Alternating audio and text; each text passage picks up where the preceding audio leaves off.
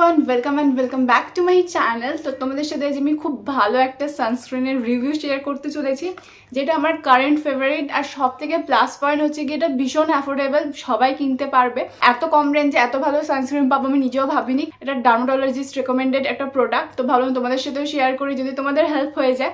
তো কারেন্ট যে সানস্ক্রিনটা আমি ইউজ করছি সেটা হচ্ছে গিয়ে ফিক্স ডার্মার এই সানস্ক্রিনটা। এটা হচ্ছে SPF 30+ gel PA+++ UVA and UVB protection দেয় এটা।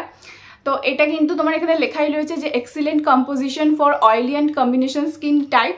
কিন্তু তোমাদের যদি নর্মাল টু ড্রাই স্কিন হয় আমি তাহলেও বলবো এই সামারে তোমাদের এই সানস্ক্রিনটা কিন্তু খুব ভালো স্যুট করবে, কারণ এটা না খুব একটা ক্রিমি টেক্সচার রয়েছে, ক্রিমি জেল টাইপ টেক্সচার রয়েছে, যেটা তোমাদের স্কিনটাকে খুব ভালো করে ময়শ্চারাইজিংও করবে।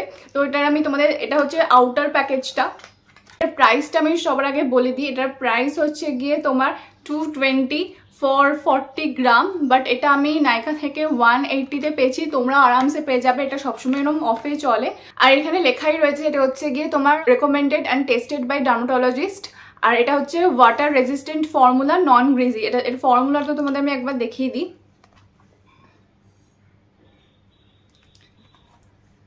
এটা কিন্তু জাস্ট মিনিটে তোমাদের স্কিনে অ্যাবজর্ভ করে নেবে। নো হোয়াইট কাস্ট, একটু হোয়াইট কাস্ট দেয় না। এই প্রাইসের রেঞ্জে তোমরা কিন্তু এরকম সানস্ক্রিন পাবে বলে আমার মনে হয় না।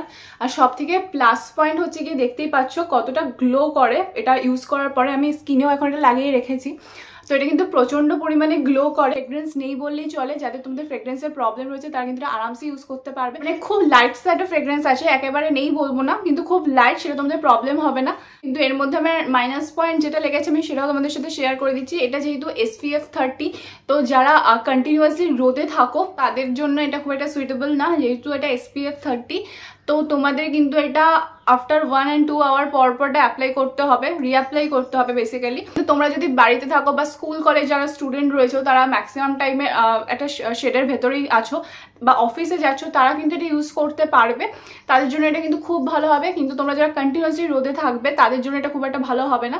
আর তারা তোমরা SPF 50 PA+++ এরকম কোনো সানস্ক্রিন কিনতে পারো। এটারও একটা 50 রয়েছে, সেটাও তোমরা কিনতে পারো, বাট আমি 30টা কিনেছি যেহেতু এটা অ্যাফোর্ডেবল। আর আমি এটা কিনেছি হচ্ছে বাড়িতে ইউজ করবো বলি, বাইরে আমি অন্য সানস্ক্রিন ইউজ করি। তো বাড়িতে ইউজ করার জন্য কিন্তু এটা খুব ভালো সানস্ক্রিন। যারা তোমরা অ্যাফোর্ডেবল প্রাইসে একটা ভালো সানস্ক্রিন খুঁজছো তোমরা কিন্তু আরামসে নিতে পারো। আর সবচেয়ে বড় কথা, ভীষণ অ্যাফোর্ডেবল রেঞ্জে তোমরা পেয়ে যাচ্ছ, মানে 200 থেকেও কম। এত কম রেঞ্জে এত ভালো সানস্ক্রিন আর কি আছে আমার তো জানা নেই। যদি তোমাদের জানা থাকে আমাকে অবশ্যই জানিও। আর আজকের ভিডিওটা এইটুকুই। ভিডিওটা ভালো লাগলে প্লিজ ভিডিওটাকে লাইক করে দিও, চ্যানেলটাকে প্লিজ সাবস্ক্রাইব করে দিও। দেখা হবে নেক্সট ভিডিওতে। টাটা।